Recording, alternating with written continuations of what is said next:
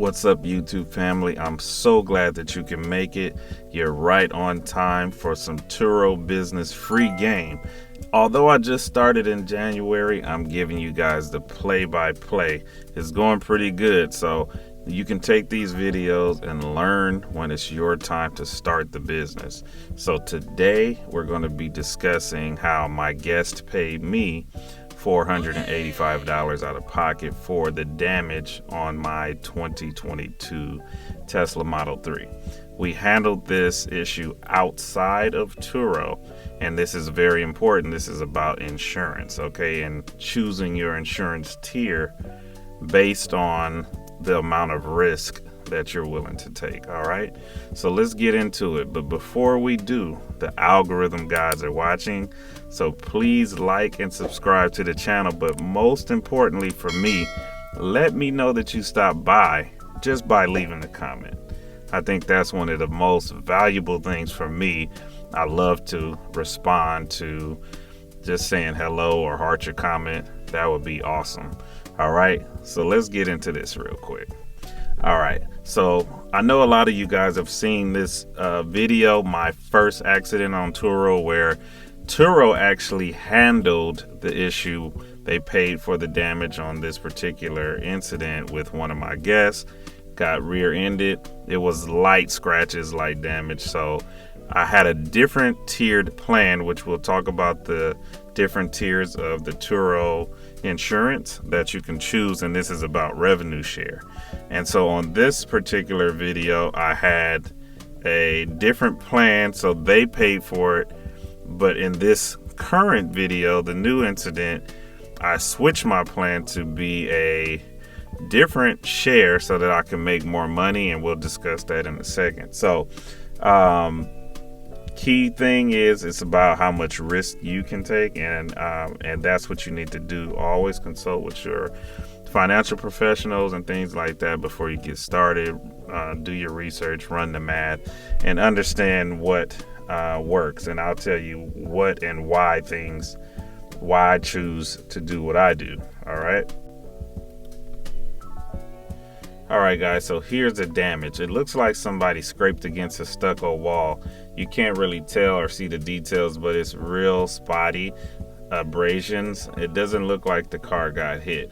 I noticed this after I took the car to the charging station. Usually when I'm working with guests at the airport, I grab the car from them. I did notice a little weird things when I picked it up. The charger port flap for the Tesla was kind of crooked.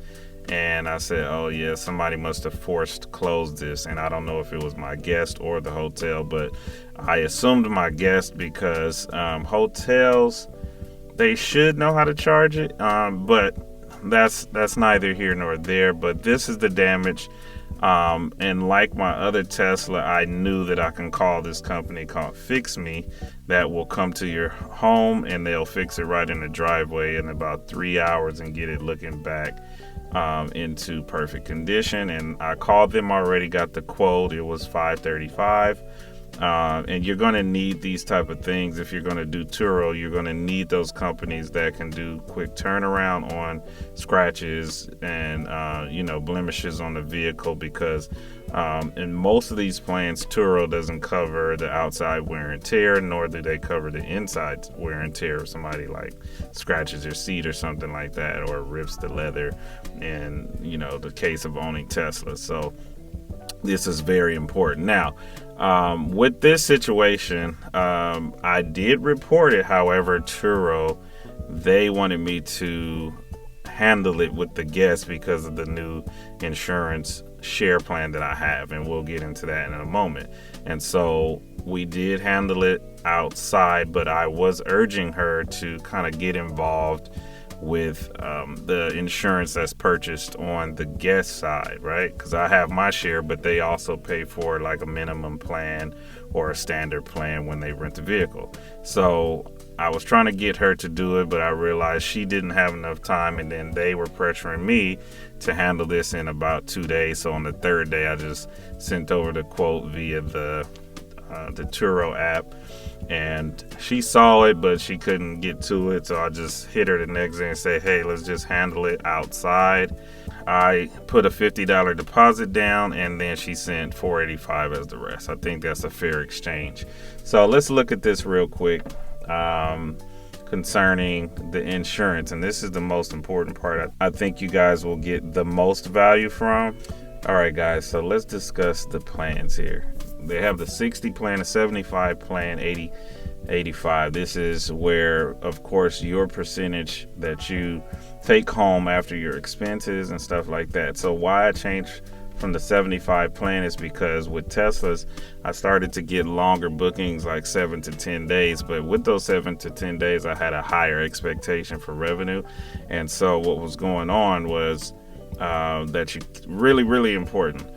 There are deductions at the 7-day. You can choose to put the discounts on there or not, but you want to be competitive in a market like LA that has a bunch of Teslas.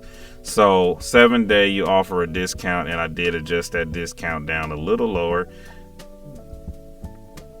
75, you typically, let's just say at $100 a day, 10-day rental, $1,000. They deducted the discount, which was about $200, and then the Turo fee was about $200 as well. So, you know, the Turo fee is on our side as a host, and there's a Turo fee on the other side for the guests. I see you, Turo. But anyway, it's your choice to choose, right? You have the option to, if you do not like that revenue share plan, then you change it. So that's what I did. Now, again, with the first incident, I didn't have to pay the $250 deductible. They waived it because it was the first incident. Now, moving along, I moved my plan to the 85 plan. And this is where I say you need to know how much risk you can take. So let's say $1,625. If I have that on a credit card or in a savings, I'm good, right? Let's just say something happens to the car now, and this is very important. So we're talking about no replacement vehicle. We have a car that we do not list on Turo. Doesn't include the wear and tear, doesn't include the loss of income, right?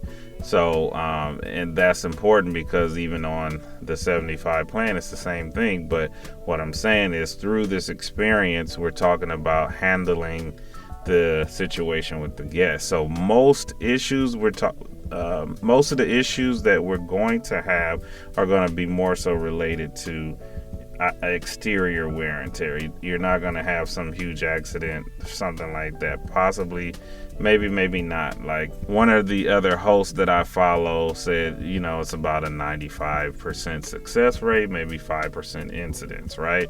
Or like real serious incidents, real accidents. So you're gonna encounter that issue. Now it's about your threshold for risk. Now, and then you see the 90 plan over here is for like car rental companies who have a fleet or something like that. You would choose that because you have your own commercial auto insurance. Those are things that you need to be concerned about. But again, with this, we're just discussing revenue and also how you can make more if you understand that you have the power to work things out with your guest. If the guest is cool in their temperature and they're kind and fair, then you get the outcome like I did, $485. All right, so that was just a quick update, guys, on the Turo business and how it's going so far. I love to deliver this play-by-play so that you guys can make the right decisions when you're getting started, all right? It's a cool business, and I think you should definitely try it out.